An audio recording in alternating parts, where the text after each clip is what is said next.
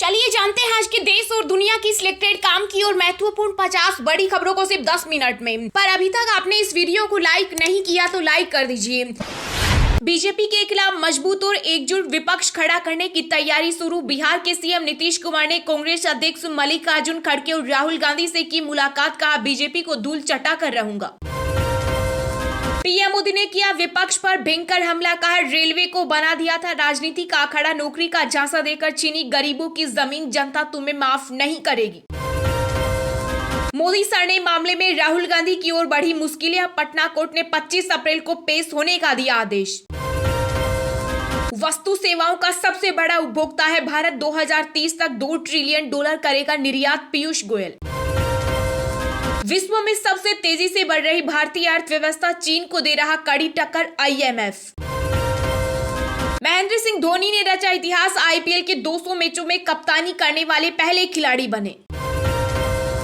देश में अब मोटे अनाज की खेती से किसान होंगे मालामाल। 80% पैसा लगाएगी केंद्र सरकार और ट्रेनिंग में करेगी सपोर्ट। गर्मियों में यात्रियों को मिलेगी राहत। भारतीय रेलवे चलाएगा 217 स्पेशल ट्रेनें, लगाएंगी 4010 फेरे। दिल्ली आबकारी नीति मामले में आम आदमी पार्टी के नेता मनीष सिसोदिया को नहीं मिली जमानत। अब 18 अप्रैल को याचिका पर होगी अगली सुनवाई। केंद्रीय मंत्री अमित शाह आगामी 2 दिनों तक बंगाल दौरे पर रहेंगे। 14 अप्रैल को वीरभूमि में जनसभा को करेंगे संबोधित। राजस्थान को मिली पहली वंदे भारत ट्रेन। पीएम मोदी ने दिखाई हरी झंडी। कहा, गहलोत जी के दोनों हाथ में लड्डू। भारत में पहली बार नदी के नीचे दौड़ी मेट्रो। 45 सेकंड में हुगली नदी का 520 मीटर हिस्सा होगा पार। शेयर बाजार में लगातार तीसरे दिन अच्छी तेजी। सेंसेक्स 235 अंक चढ़ा। इसी तरह निफ्टी में 99 अंक की तेजी। निवेशकों को 6 दिन में 6 लाख करोड़ की कमाई। अमृतपाल सिंह की जानकारी देने वाले को पंजाब पुलिस देगी इनाम। बटाला रेलवे स्टेशन पर लगाए गए पोस्टर। भारत का चुनाव आयोग दुनिया में बना भरोसे का ब्रांड। उज्बेकिस्तान ने जनमत संग्रह के लिए बुलाया। व्हाट्सएप पर सेंड हुए मैसेज को डिलीट कर सकेंगे यूजर्स। अब नहीं कहना पड़ेगा गलती से मिस्टेक हो गया।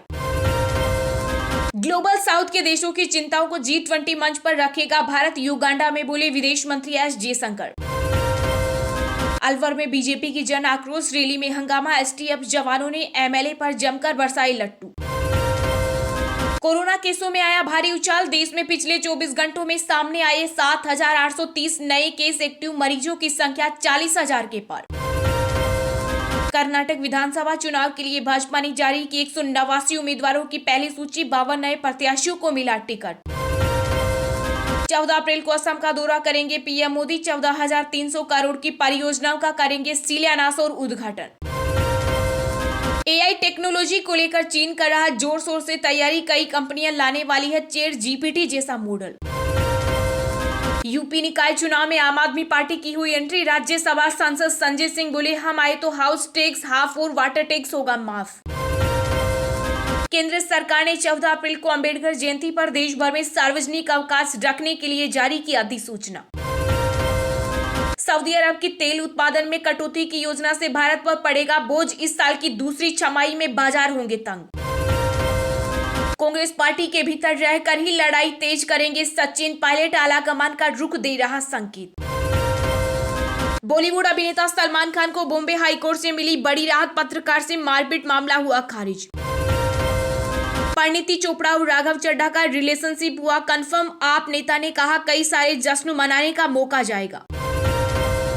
मुंबई के एक स्कूल में फीस जमा न करने पर छात्रों को 4 महीने तक फर्श पर बैठाकर पढ़ाए। इंग्लिश मीडियम स्कूल के प्रिंसिपल पर FIR दर्ज। अमेरिका में वित्त मंत्री निर्मला सीतारमण भारत दशक में निवेश सम्मेलन में हुई शामिल। नए भारत की वैश्विक स्वीकृति को किया रेखांकित। रूस के साथ जंग के बीच यूक्रेन के राष्ट्रपति जेलेंस्की ने पीएम मोदी को लिखी चिट्ठी, मदद की लगाई गुहार। दुनिया की पहली semi high speed passenger train होगी राजस्थान की वंदे भारत एक्सप्रेस। कम किराए में करे ट्रेवल। पिछले 2 दिनों में गोल्ड के दाम में 900 रुपए का हुआ इजाफा। चांदी पहुंची 76,000 के पार।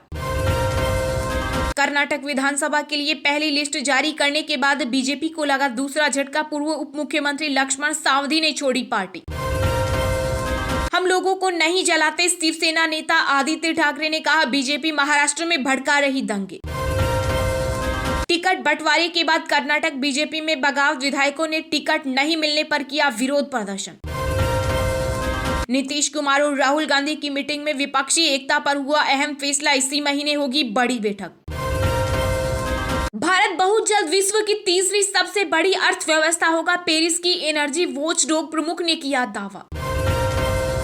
यूपी निकाय चुनाव में टिकट के लिए लखनऊ से दिल्ली तक की दौड़ लगा रहे दावेदार, भाजपा में सबसे ज्यादा मचा घमासान।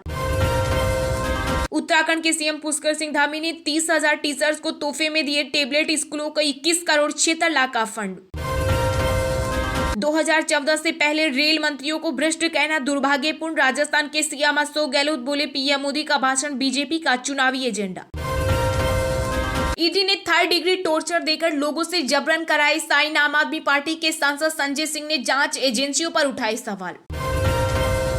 भाजपा के राष्ट्रीय प्रवक्ता संबित पात्रा ने जलते कोयले पर चलकर की देवी की पूजा, वीडियो शेयर कर कहा धन्य हो गया। शिवसेना सांसद संजय राउत ने केंद्र सरकार पर साधा निशाना, कहा बीजेपी ने ईडी और सीबीआई का गलत इस्तेमाल किया। राजस्थान के 82 रेलवे स्टेशन बनेंगे वर्ल्ड क्लास, पीएम मोदी और सीएम गहलोत के सामने रेल मंत्री अश्विनी वैष्णव ने बताया स्पेशल प्लान। यूपी में अतीक अहमद की एंट्री होते ही बड़ा एक्शन, प्रयागराज में माफिया के 12 ठिकानों पर ईडी ने की छापेमारी, जब्त होगी प्रॉपर्टी।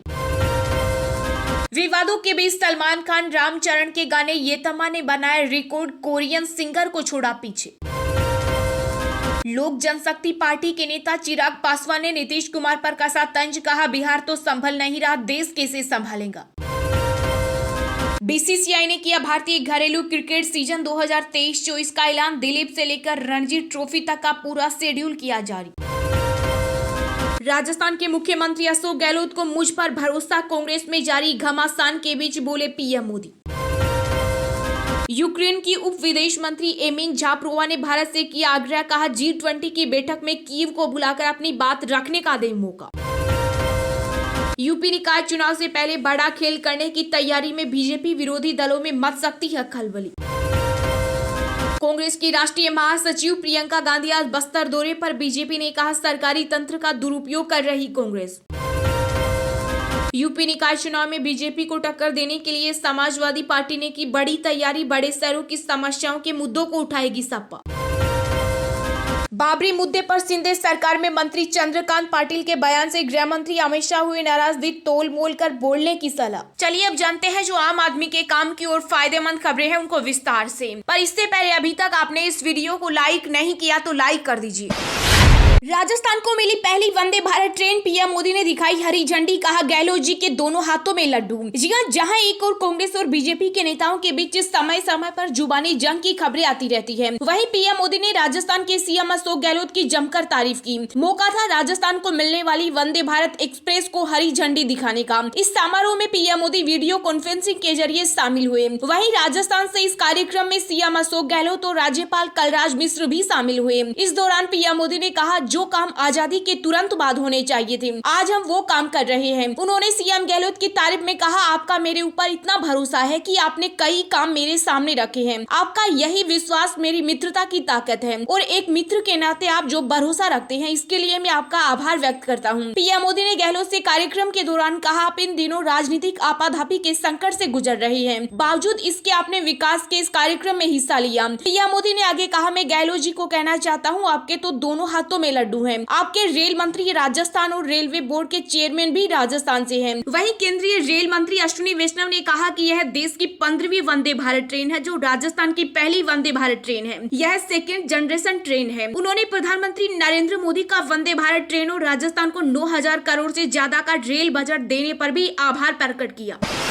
कर्नाटक विधानसभा चुनाव के लिए भाजपा ने जारी की 189 उम्मीदवारों की पहली सूची, 52 नए प्रत्याशियों को मिला टिकट। जी हां, राजधानी दिल्ली में 2 दिन तक चले मंथन के बाद कर्नाटक चुनाव के लिए भाजपा ने पहली सूची जारी कर दी है। केंद्रीय मंत्री धर्मेंद्र प्रधान ने इसकी घोषणा की। उन्होंने बताया कि हम आगामी कर्नाटक चुनाव 2023 के लिए 189 उम्मीदवारों के नामों की घोषणा कर रहे हैं। इस लिस्ट में 52 नए उम्मीदवारों पर भारतीय जनता पार्टी ने दाव खेला है। पार्टी महासचिव अरुण सिंह ने बताया कि भाजपा ने 32 ओबीसी, 30 अनुसूचित जाति, 16 अनुसूचित जनजाति के उम्मीदवारों को चुनावी मैदान में उतारा है। सूची में 5 उम्मीदवार पेशे से वकील और 9 डॉक्टर हैं। इसके अलावा सेवानिवृत्त 1 IAS, 1 IPS और 3 अधिकारियों को टिकट दिया गया है। सूची में 8 महिलाओं को भी जगह दी गई है। वहीं 20 मौजूदा विधायकों के टिकट काट दिए गए हैं। कर्नाटक के पूर्व मुख्यमंत्री वरिष्ठ भाजपा नेता BS येदियुरप्पा के बेटे विजेंद्र शिकारीपुरा सीट से चुनाव लड़ेंगे। शिकारीपुरा येदियुरप्पा की पारंपरिक सीट है। इस बार उन्होंने चुनाव नहीं लड़ने का ऐलान किया था। पार्टी महासचिव अरुण सिंह ने बताया कि कर्नाटक के मुख्यमंत्री बसवराज बोमई सिग्गांव से, राज्य के मंत्री B श्रीरामुलु बेल्लारी ग्रामीण सीट से और भाजपा के राष्ट्रीय महासचिव CT रवि अपनी परंपरागत चिकमंगलुरु सीट से चुनाव लड़ेंगे। वहीं चिकबल्लापुर सीट से राज्य के स्वास्थ्य मंत्री डॉक्टर सुधाकर और कर्नाटक के गृह मंत्री आरागा ज्ञानेंद्र तीर्थहल्ली निर्वाचन क्षेत्र से चुनाव लड़ेंगे। बता दें कि 224 सदस्य कर्नाटक विधानसभा के लिए 10 मई को मतदान होगा और 13 मई को मतों की गिनती की जाएगी।